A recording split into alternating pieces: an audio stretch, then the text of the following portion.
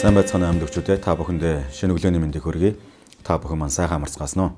За бүгд хамтдаа өнөөдрийнхөө эзний үгийг хүлээн авцгаая. Тэг хамтдаа залбирая.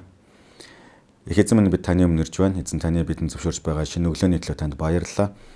Хайр та аав минь яг энэ цаг мөч та бас бидэнтэй дахин ярих болтугай. Та өөрийнхөө үнэнийг ойлгох болтугай. Их эзэн Есүсийн нэрээр гуйн залбирлаа. Амен. За бүгд хамтдаа Үлс намын 2 дугаар бүлгийн 42 дугаар ишлэгийг хүлээн авцгаая. Би та бүхэнд эндээс уншаад өгье. Тэд элч нарын сургаалд мөн нөхөрлөлд, талах хуваалт, залбиралд өөрсдийгөө зориулдаг байлаа гэж. За Христ итгэж хүмүүсийн хувьд бид нэр Үлс номын дээр гарч байгаа анхны чуулганы бүхэл үйл хэрэгүүдээс, үйлчлэлүүдээс ер нь бол суралцдаг. Тэгээд өнгөрсөн бүхэл хугацаанд чуулганы түүхийн турш 100 жил, мянган жилийн турш бас бүхэл чуулганууд, Христийн чуулганууд яг Үлс номноос үлгэр загвараа авдаг. Тэгээ энэ ч маш тодорхой хэлсэн юу гэж хэлж байгаа вэ гэхээр Христэд итгэгч нар хамтдаа нөхөрлөх ёстой гэж. Хамтдаа нөхөрлөх ёстой. Эзний үг сургаал суралцах ёстой. Тэгээд хамтдаа талах хуваалт буюу энэ тэ хамтдаа бас зоогддог байх ёстой. Тэгээд залбиралт буюу сүнслэг үйлчлэлт бас өөрсдөө зориулдаг байх ёстой гэдгийг маш тодорхой зааж өгсөн. Тэгэхээр одоо ингэ 100 цаг ирж байна. Христ итгэгч нараа амьд өгч чуулганы гишүүдээ 100 цаг ирж байна. Тэгээд бид нар 100 цаг ингээд Монгол хүмүүст ингээд 100 цаг болохоор их амралт зугаалга гэж санагддаг тий. Тэгээд амралт зугаалгын цаг ирдэг. Тэгээд энэ үед ч гэсэн та нар маань та бүгд бүгдээ хамтдаа яг өөрсдийнхөө итгэл үнэмшлийг бас тий одоо сул тавихгүй байцгаая. Итгэл үнэмшлэлтэй бас хөнгөөмгө хандахгүй байцгаая гэж та бүхнийг уриалж байна. Яагаад гэвэл бидний итгэл үнэмшил хизээж зогсож болохгүй.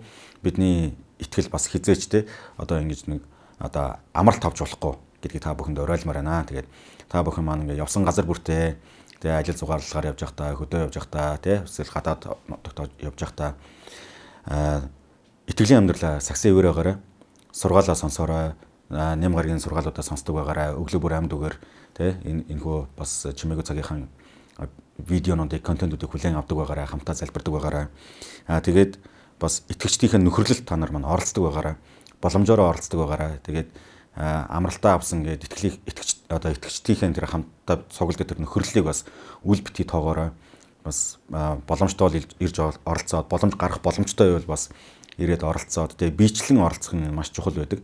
Тэгээд яагаад вэ гэвэл бид нар чинь ингээ бурхнаар бүтээгдсэн бие махбодтой физиологтой тий. Тэгээ бид нар чинь бас ингэж нөгөө хамтдаа яг ингээд харилцаа маань ийм яг амьд байж иж бид тэр харилцаа маань бас харилцаан дотроо бид нар өсдөг. Тэгэхээр биечлж уулзах энэхүү нөхөрлөлт та нар манаас ачаал бүтэлтэй ханддаг байгаарай гэж та бүхнийг уриалж байна. Тэгээ мэдээж залбирлаа битээ орхигдуулаарай.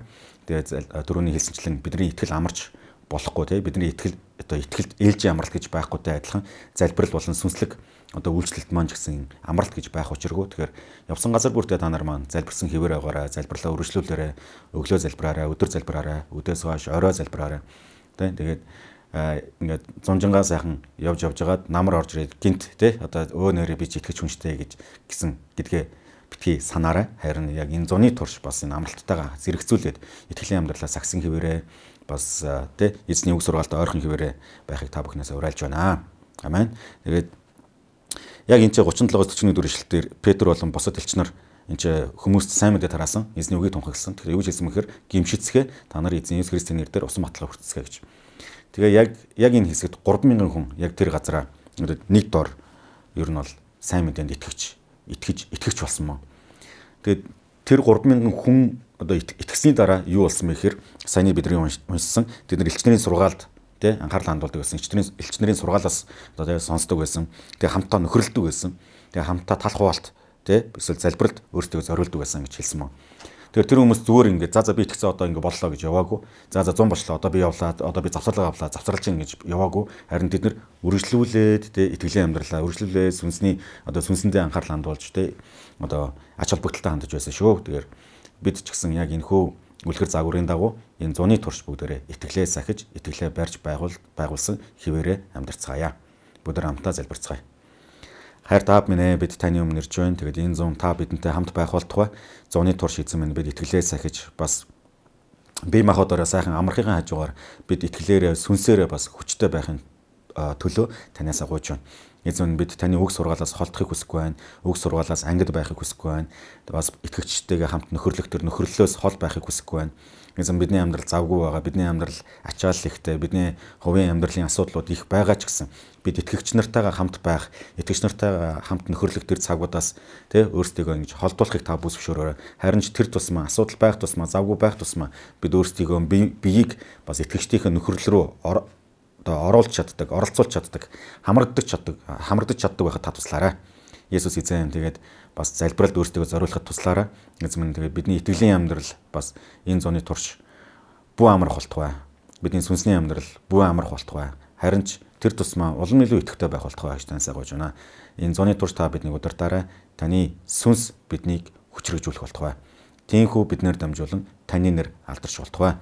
Их эзэн Есүсийн нэрээр гуйн залбирлаа. Амен.